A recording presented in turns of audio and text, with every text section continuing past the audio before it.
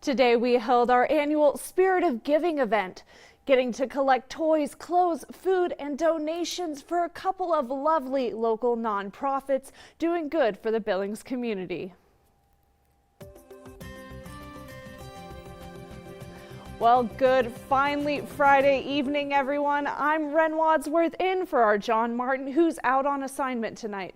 We'll show you some of the sights and sound from Spirit of Giving a bit on later tonight. But right now we start off with Chief Meteorologist Tracy Smith. You see her right there, and our first look at the forecast tonight. Hi, Ren. So far this evening, we have been looking at very pleasant conditions. Throughout much of the day, a lot of sunshine with well above average temperatures.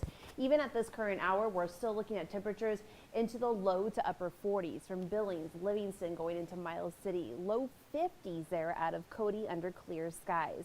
Of course, as we move through the overnight period, we are going to see increasing cloud cover kind of working its way into Livingston.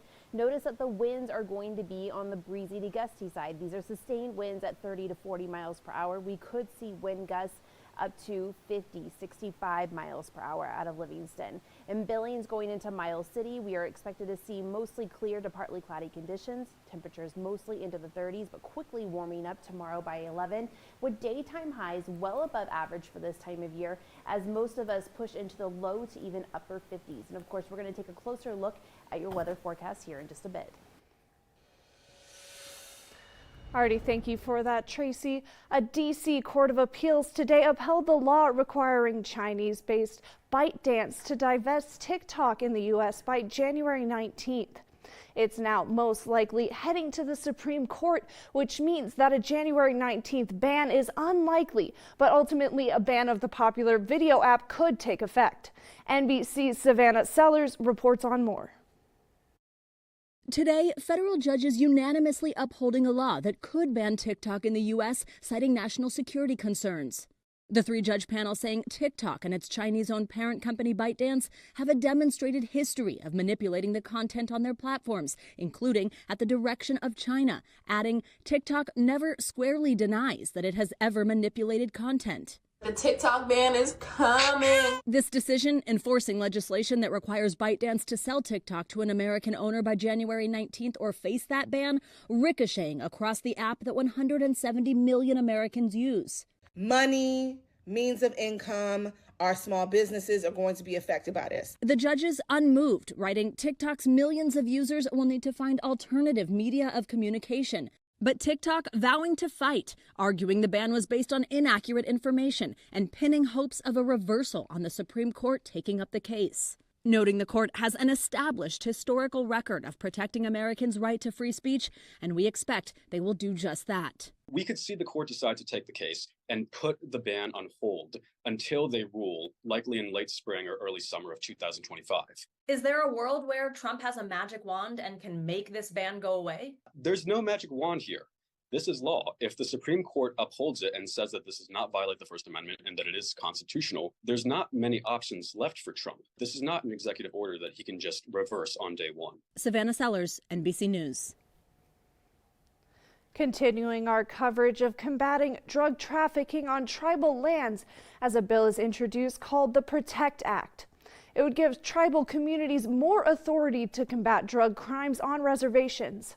Nonstop Local's Taylor Richardson joins us to explain how the bill would achieve that.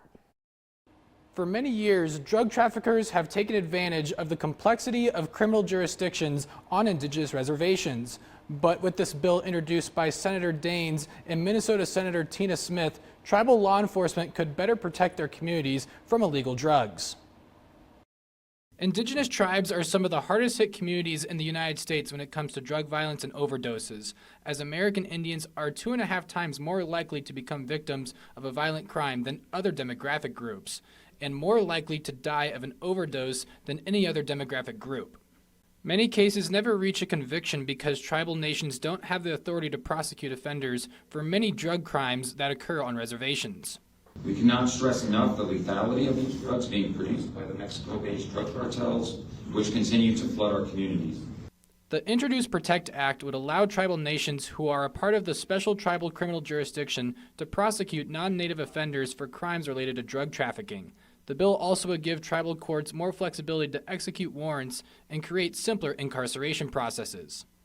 The Special Tribal Criminal Jurisdiction is a program used by 31 tribes across the United States, and it gives tribes the jurisdiction over non-natives who commit certain crimes on tribal land, like domestic violence.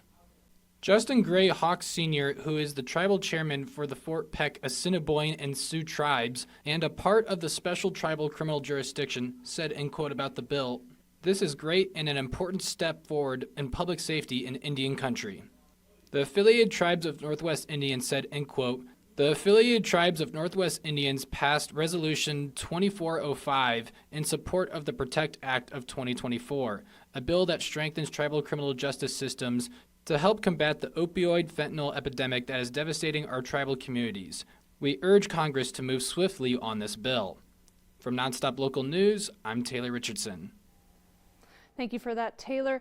In a little over 12 hours, the Yellowstone National Cemetery will have their annual Pearl Harbor Day ceremony at noon tomorrow, December 7th. The ceremony will be held to honor all of those that served during World War II and were laid to rest at Yellowstone National Cemetery. A book will be available that will include all of those names of those laid to rest. For more information, you can call Bill Kennedy or Stephen McCollum. Those numbers are on your screen right now. Additionally, Governor Greg Gianforte and Wyoming Governor Mark Gordon have ordered flags flown at half-staff tomorrow for Pearl Harbor Remembrance Day to again honor all the brave Americans who gave their lives in service to our nation 83 years ago. HRDC says that they're opening the Livingston Warming Center earlier than planned this winter, starting operations on December 20th to meet the urgent need for emergency shelter in Park County. Their emergency and supportive housing director, Brian Geyer, says that with temperatures dropping and the need for shelter growing, they needed to act sooner. But he adds that additional funding will be needed for HRDC to extend access to the shelter after late February. The 2024 point-in-time count revealed that nearly 10 times the number of unhoused people in Park County from 2020. Geyer adds that it's the local community's generosity and support that makes opening the warming center possible year after year. And as we mentioned earlier, our annual Spirit of Giving event took place today down at the Rimrock Mall. We saw many friendly faces from the community helping out great local organizations ahead of the holidays. Just take a look.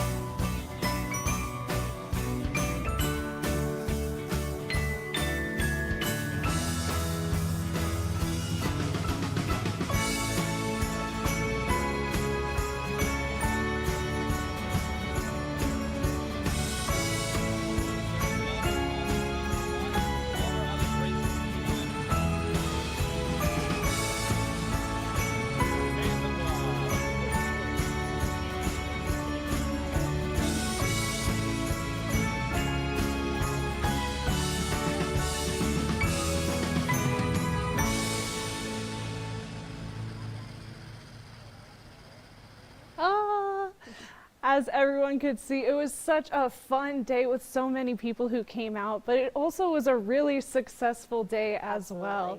You know, I think we were talking a little bit about the numbers, but we heard around 15 boxfuls for Toys for Tots. Yeah, incredible. It was just, every time I looked around, they had a new box that was filled, and they were getting some really great toys. Yeah, I know. We saw a lot of the stuff they had. It was just filled and filled and filled. And again, United Way had 4 cart loads full. Yeah. Family Service had a huge, substantial donation given to them. So again, just a fun day, but also a really, really successful day. Absolutely. It's this time of the year where you're really excited to be part of a really giving community. And so we enjoyed being out there and meeting every single one of you. And we want to say thank you for stopping by. Definitely. And again, something we had to mention is just how beautiful the weather was out there. But is that something we can expect to see going forward, Tracy? Yeah, that's a good question. I think everybody wants to know what's headed our way. And we've got some good news and we've got some bad news. So you'll just have to stick on the other side of this break to find out.